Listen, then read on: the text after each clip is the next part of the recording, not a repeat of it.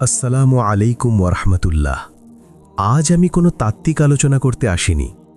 আজ আমি কথা বলতে এসেছি আপনার সেই নীরব কান্নার গল্প নিয়ে, যা প্রতি রাতে আপনার বালিশ ভেজায়, কিন্তু পৃথিবীর কেউ তা জানতে পারে না। আমি জানি আপনি আজ এক চরম পরীক্ষার ভেতর দিয়ে যাচ্ছেন।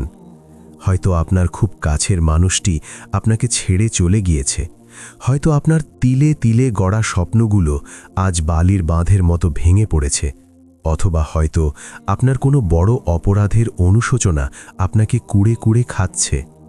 আপনার মনে হতে পারে এই বিশাল পৃথিবীতে আপনি আজ বড্ড একা। কিন্তু থামুন, একবার বুক ভরে শ্বাস নিন এবং এই আয়াতটি নিয়ে ভাবুন। মহান রব্বুল আলামিন পবিত্র কোরআনে সূরা আল বাকারার ১৫৫ নম্বর আয়াতে বলছেন, নিশ্চয়ই আমি তোমাদেরকে ভয়, ক্ষুধা এবং তোমাদের জান, মাল ও ফসলাদির ক্ষতির মাধ্যমে পরীক্ষা করব। আর আপনি সুসংবাদ দিন সেই ধৈর্যশীলদের। লক্ষ্য করেছেন, আল্লাহ কিন্তু বলেননি যে তিনি আপনাকে কষ্ট দেবেন। তিনি বলেছেন তিনি আপনাকে পরীক্ষা করবেন। পরীক্ষা তো কেবল তার জন্যই নেওয়া হয় যাকে শিক্ষক যোগ্য মনে করেন।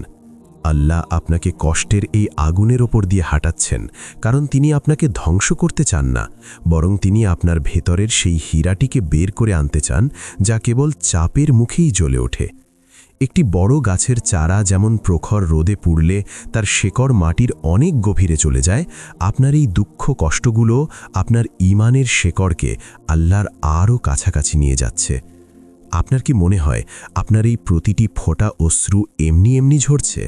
রাসূলুল্লাহ সাল্লাল্লাহু আলাইহি ওয়াসাল্লামের একটি হাদিস মনে পড়ে যায়। মুমিন বান্দা যখন কোনো দুশ্চিন্তা, দুঃখ বা শারীরিক কষ্টের শিকার হয়, এমনকি তার গায়ে যদি একটি কাঁটাও ফোটে, তার বিনিময়ে আল্লাহ তার পাপসমূহ মোচন করে দেন। সহিহ বুখারী। আপনার এই চোখের পানি কোনো সাধারণ পানি নয়, এটি তো আপনার জীবনের গুনাহগুলো ধুয়ে মুছে সাফ করে দেওয়ার এক পবিত্র স্রোত।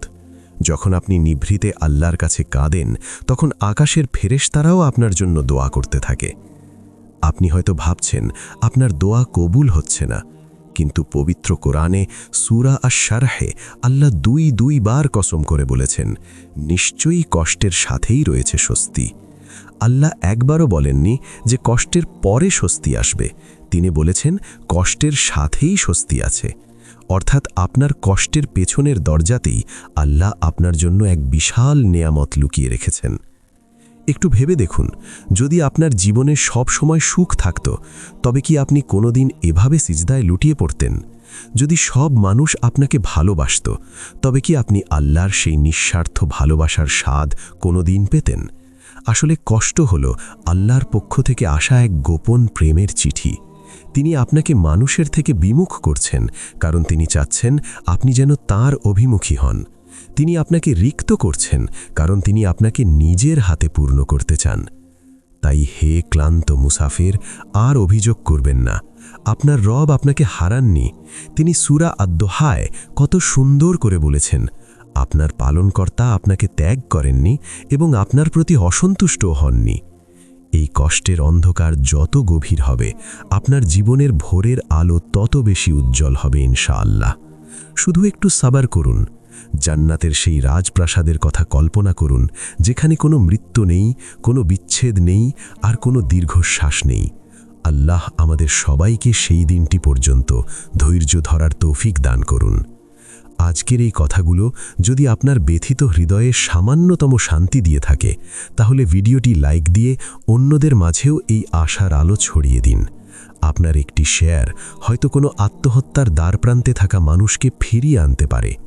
এখন আমি আপনার কাছে জানতে চাই, আপনার জীবনের এই কঠিন সময়ে আপনি আল্লাহর উপর কতটা ভরসা রাখছেন, অথবা পরবর্তী ভিডিওটি আপনি কোন বিষয়ের উপর দেখতে চান? আপনার মূল্যবান মতামত আমাদের কমেন্টে লিখে জানান। আপনাদের প্রতিটি কথা আমি নিজে পড়ি এবং সেই অনুযায়ী আগামী ভিডিওগুলো সাজানোর চেষ্টা করি। মহান আল্লাহ আমাদের সবাইকে তার ছায়াতলে আশ্রয় দান করুন। আমিন।